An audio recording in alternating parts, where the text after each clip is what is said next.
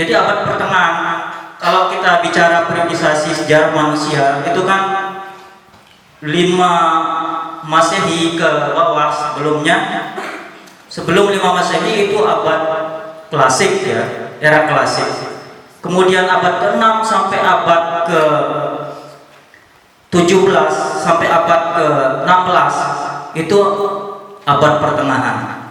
Kemudian 17 sampai sekarang ini yang disebut dengan abad modern ya. Iya, era modern gitu. Era modern. Jadi 17 setelah barat bangkit baru dianggap modern. Seandainya acuannya adalah Islam, maka abad pertengahan itu sudah bisa dikatakan modern, abad modern. Era modern. Kita kalah. Nah, saya kembali ya, bahwa Barat, keberhasilan Barat atau pergerakan Barat dari Renaissance pada abad ke-13, 14, 15 itu juga tidak lepas setelah mereka belajar dan membaca karya-karya besar orang-orang Muslim abad pertengahan sebelumnya.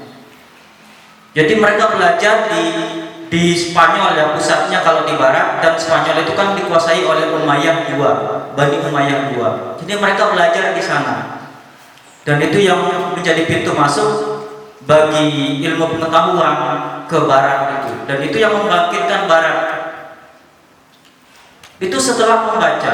Jadi kuncinya adalah apa? Membaca. Membaca. Bayangkan ya.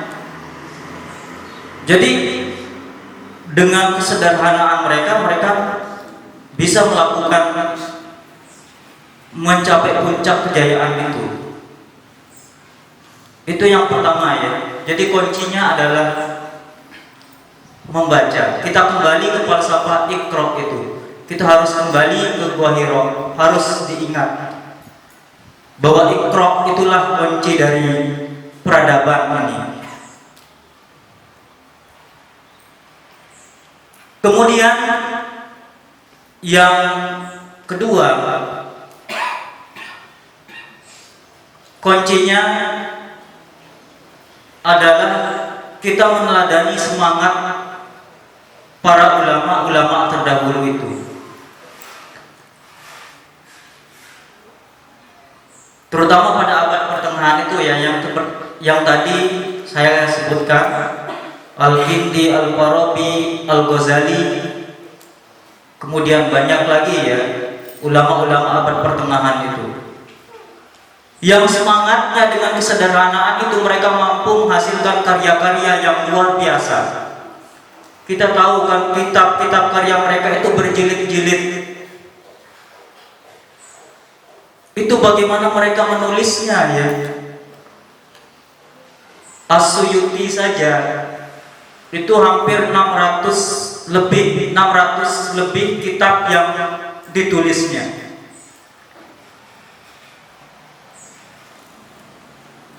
Bagaimana mereka menulisnya? Dengan kesederhanaan. Bayangkan ya, tinta zaman dahulu dengan kertas tidak segampang sekarang ya kan. Lalu semangat Al-Bukhari misalnya mengumpulkan keliling dengan jalan kaki, bisa mengumpulkan ribuan hadis, ratusan ribu bahkan hadis yang dikumpulkan oleh Al-Bukhari. Lalu kemudian ya sebagiannya dikumpulkan dalam menjadi Sahih Bukhari ya kan. Ini bagaimana semangatnya itu. Dengan kesederhanaan itu mereka masih sanggup mengumpulkan ribuan hadis, menulis berjilid-jilid kitab dengan ratusan judul.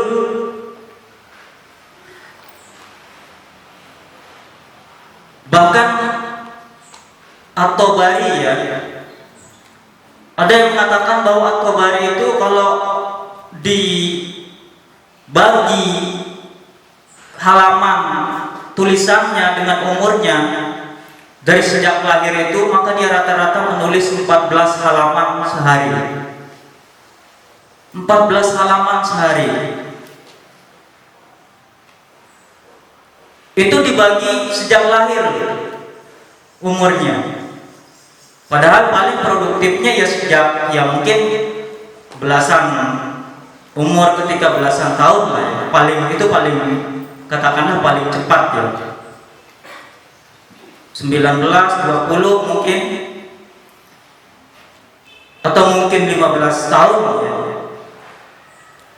Ya bisa jadi beliau mungkin menulis 20 sampai 25 halaman sehari. Itu di tengah kesibukannya mengajar dan sebagainya tentunya kan. Selain mengajar ya pastinya juga belajar terus. Tapi mampu menulis sampai 25 sampai mungkin 25 halaman sehari. Sungguh luar biasa. Dan termasuk Al-Ghazali sendiri ya kan. Al-Ghazali yang terkenal dengan Hujjatul Islam karena merupakan pembela ya Ahlus Sunnah wal Jamaah, bisa menulis banyak kitab dengan judul yang berbeda-beda, dengan disiplin ilmu yang berbeda-beda. Ada filsafatnya, kemudian ada ilmu kalamnya, teologinya, kemudian ada fikihnya, kemudian ada tasawufnya yang berbeda-beda. Dan ini kan semangat mereka luar biasa ya. Dengan kesederhanaan itu mereka mampu menghasilkan karya-karya. Kalau sekarang orang nulis saja itu mesti, kalau hanya beberapa judul buku dan beberapa artikel saja sudah jadi guru besar, dapat uang lagi. Mereka jangankan digaji ya, jangankan dapat tunjangan, dengan biaya sendiri yang sangat, dengan biaya sendiri. Tapi Al-Ghazali ya termasuk di Madrasah Nizamiyah ya, mengajarnya di Madrasah Nizamiyah. Jadi kan dengan kesederhanaan itu mereka mampu menghasilkan karya-karya yang sungguh sangat luar biasa yang kita wariskan hari ini. Berjilid-jilid itu.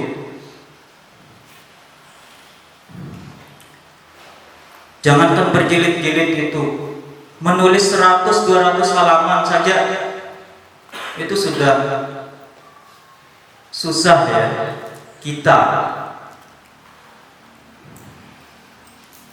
Makanya alhamdulillah kita di sini bangga ya, dan wajib meneladani guru kita Al-Mukarram Tuan Guru Haji Munajib Khalid yang banyak tulisannya. Jadi sekali lagi semangat mereka itu mesti kita teladani. Semangat ulama-ulama terdahulu di tengah kesederhanaan itu. Lah bagaimana mungkin kita dapat mengejar ketertinggalan ini? Kita kan sekarang ini tertinggal jauh kalau dibandingkan dengan barat ya, dengan orang-orang barat. Bagaimana mungkin kita dapat mengejar ketertinggalan yang cukup jauh ini kalau kita tidak memiliki semangat yang luar biasa? Mestinya semangat kita ini berlipat-lipat lagi ya. Kalau orang-orang terdahulu punya semangat satu, mestinya kita 2, 3 agar kita dapat mengejar ketertinggalan itu. Jadi tidak ada alasan untuk kita, apalagi kita ini dengan fasilitas yang sangat lengkap ya, kertas, pulpen yang begitu gampang, harganya cuma 1000-an ya. Kita bisa kita download untuk kita pelajari. Dengan HP begitu gampang ya kita mengakses itu, kita mendapatkan semuanya. Ada yang simpan kitab di HP-nya PDF, ada di antara adik-adik yang menyimpan kitab di PDF-nya. Ada berapa? Lah, ini kan kerugian sebenarnya. Kita tidak mampu memanfaatkan teknologi itu. Loh, kalau segampang ini kemudian kita mengakses itu, dapat membaca, menulis dan sebagainya, tetapi kita juga tidak melakukannya. Lah, bagaimana kalau kita dihadapkan pada kondisi seperti Al-Ghazali itu di tengah keterbatasannya?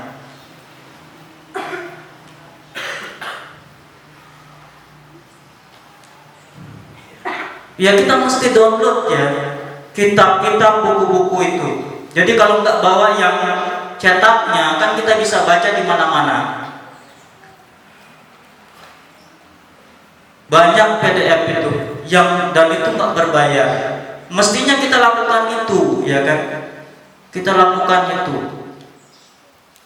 Bukan hanya untuk upload status, untuk posting foto dan sebagainya. Ya, teknologi itu mesti kita gunakan juga untuk hal-hal yang harusnya kita gunakan untuk hal-hal yang positif itu. Kan kalau ada di HP kitab-kitab itu kita bisa baca di mana-mana, ya kan?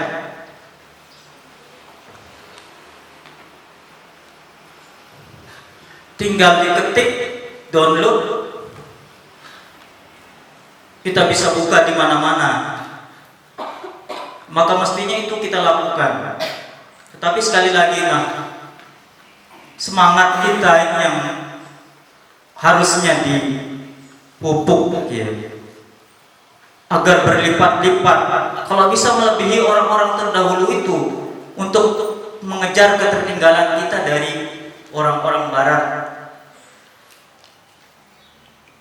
Kita ini selalu mengenang ya kejayaan kita masa lalu. Di mana-mana kita bicarakan bahwa Islam, orang ini yang menemukan ini orang Islam pertamanya. Ini orang Islam pertamanya. Kita selalu melakukan kejayaan masa lalu, romantisme masa lalu, romantisme sejarah. Tapi kita tidak pernah mau berbuat mengejar ketertinggalan itu, mau meneladani apa yang sudah mereka lakukan orang-orang terdahulu itu, para ulama kita.